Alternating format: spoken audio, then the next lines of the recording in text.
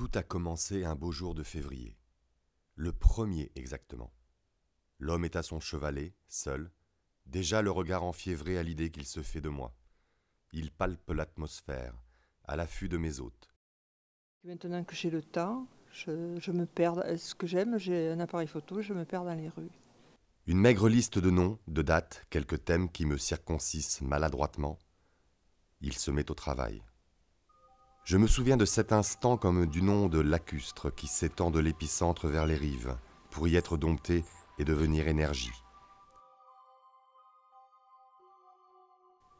C'est l'offrande de Magaronne sur l'autel de Volta dont cette fontaine illustre le sacrifice.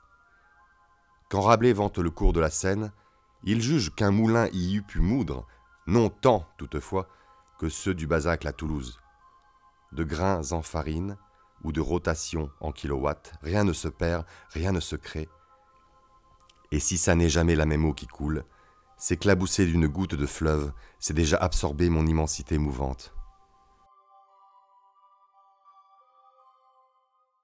Mes annales sont périssables, enfouis en sédiments marneux. Ils ont rangé mes idées fixes dans un château d'eau et mes souvenirs animés à l'ancien réservoir. Comme s'ils voulaient canaliser aussi ma mémoire liquéfiée dans leur passe aux mille anguilles migratoires. Mon amoureux transi a rempli ses tiroirs de son ramage pictural qui va durer tout le mois. 29 fois courtisée, jamais totalement offerte. Chaque nuit, une nouvelle toile, esquisse de sa flamme. Des sérénades enfilées qui forment peu à peu le collier dont il veut m'affubler. 29 perles, 29 indices comme des cailloux sur la piste, 29 songes éveillés. Il a voulu d'un scalpel coloré ciseler mon essence, mes teneurs, goûter du bout de ses vénettes l'âme de la ville, enfermer ses odeurs, sourdes, aplatir sa texture, brique après brique. Moi qui fus pourtant aussi blanche que l'os, s'érusée, alors que je ne suis que fuite, tessiture de lumière insaisissable, le bruit qui court, folle rumeur qui éclaire le fond de la caverne où ces muses enchaînées toisent mes ombres en danse. C'est par quinte que j'accouche, une intolérance cédant le pas à une autre. Dans les douleurs, les cris, le fracas des pierres broyées et le gémissement du métal. Le peintre a choisi Saturnin, que d'aucuns reconnaissent sous le nom de Saint Cernin, martyr toulousain, une lubie du IIIe siècle. La rue du Thor sépare le peintre de son sépulcre, un des plus importants centres de pèlerinage de l'Occident médiéval, la plus grande église romane d'Europe. N'en jetez plus. Je suis las des records et des liseurs de chiffres grandiloquents. Le Thor, un trait d'union où Saturnin fut traîné vif, attaché à un taureau furibond. Vous imagez jusque dans vos assiettes les restes de cette hagiographie, légende dorée dont vous aimez broder l'histoire. Car l'empereur Constantin a bien travaillé. De païen multicarte, vous voici devenu chrétien, infaillible. Il n'est toujours pas bon œuvrer en dehors de l'œcuménisme, d'être celui qui choisit, l'hérétique. Il le sait, lui, Raymond, le grand homme du Midi. Mais toi, comment le sais-tu, le peintre? As-tu pu sentir l'amertume de ces Toulousaines qui, du haut des remparts, veulent châtier le baron du Nord, ce Montfort? Comme il est difficile d'imaginer les heurts après des années de répression, les cœurs insoumis, la suspicion, gangrène de l'esprit. Comment représenter la vengeance-jouissance? Avec cette hache? Cette démesure? Se pose-t-il encore la question, aujourd'hui, de l'autre côté de l'enceinte arasée, en arpentant ces espaces doucereux? Simon de Montfort, c'était quelqu'un qui venait lutter contre les Cathares. Pour les Toulousains, c'était un oppresseur, quelque part. Alors peut-être parce qu'il avait employé une méthode un peu brutale, c'était la répression, et qu'il n'a pas tenté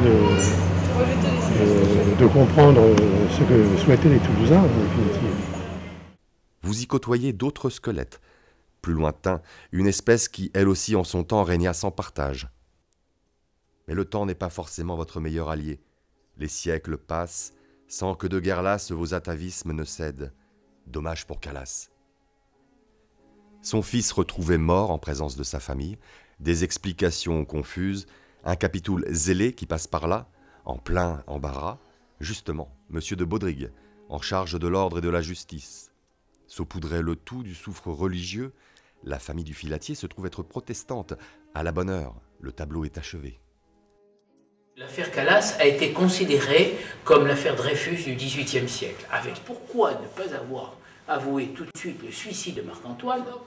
On est en 1761, et n'oubliez pas que le suicide à cette époque-là était considéré comme un crime contre soi-même. Quand on se suicidait, le corps était traîné la face contre terre dans toutes les rues de la ville, ensuite jeté dans une fosse commune ou brûlé.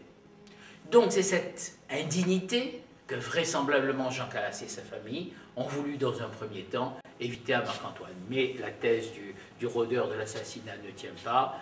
Tout cela intrigue fort David de Baudry, qui est un catholique fervent, et le 10 mars, le lendemain, après avoir été traîné jusqu'à la place Saint-Étienne, il va être amené place Saint-Georges, où il sera mis sur la roue pendant 2 heures, subira le supplice de la roue.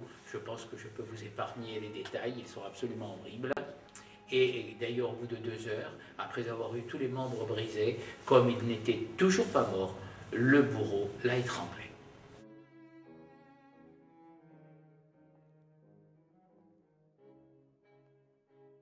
Les Capitouls sont puissants, fiers comme leur tour. Ils savent rester de marbre aux suppliques, comme aux indignations. Criez, et que l'on crie. Combien d'heures vous êtes-vous échiné au son du passé, mon ami, avant que de revenir à des augures moins funestes? Je vous avais pourtant soufflé de les écouter, mes petites poussières de vie. Si à Toulouse, les gens sont quand même un peu sympas, un peu plus sympas que dans d'autres grandes villes, pas trop stressés peut-être, je ne sais pas pourquoi, mais je pense qu'ici, les gens sont bien zen. Non, je ne sais pas, quelque chose quand même de doux, je ne sais pas, oui, un chat, un félin. Il n'y a pas de félin rose, mais enfin bon, une panthère rose. Toute l'atmosphère, la beauté de la ville. La jeunesse. C'est génial quoi. C'est quand même une chose merveilleuse. Tout à la fois râleuse et contentée, elles pavent de bons sentiments les ruelles d'où s'érigent mes plus beaux monuments. De nature pareille à celle de leur environnement, prompte à la distraction, au partage de plaisirs simples, tant pis si en vérité tout n'est pas que rose. Il existe tant de fleurs accrochées aux lèvres des poètes.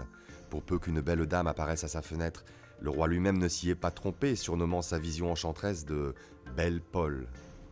Rougissait-elle devant François Ier? Dès lors, dit-on qu'elle fut priée de paraître au balcon 2 fois la semaine, afin de calmer les troubles dont son absence ravivait les émois toulousains. Ainsi le bel amour florissait, se chantait, se déclamait. Les joutes de ces guerriers-là ébranlent les cœurs et non les corps, à grands coups de prose, de vers, et non de fléaux ou de fer. En guise de trophée, d'autres fleurs argentées sont façonnées et la promesse d'être lues, sinon aimées. Des jeux floraux en somme, pour combler de rimes les riches demeures des marchands pasteliers, enfants gâtés du pays de Cocagne, tel ce monsieur d'Assessat. À une époque où l'indigo des Indes n'ombrageait pas votre côté fleur bleue, loin encore de l'engouement que va connaître une petite cousine, la violette. Pastels et pasteliers s'en sont allés, laissant la plus ancienne académie du monde à de nouveaux troubadours. Avec eux, il chante sa ville, plaçant ses cordes dans les pas de son père, ténor lyrique de la cité. Ici une plaque, là une rue ou un parc, un toc, un tic, un gimmick. Le poète maudit a réenduit les traits de son égérie. Le poète avait la voix qui est la rocailleuse, qui, je pense que des fois il en rajoutait, mais bon, il était toulousain.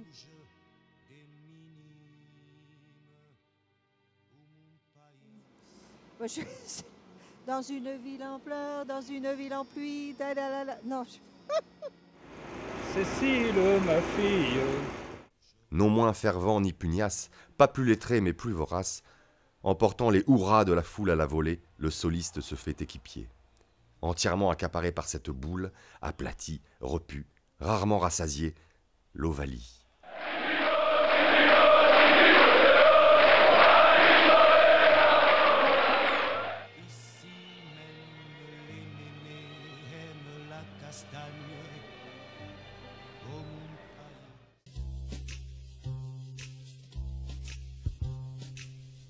Fallait-il lever le menton haut, bel artiste, pour que gravisse le pinceau vers ces caissons abandonnés des regards?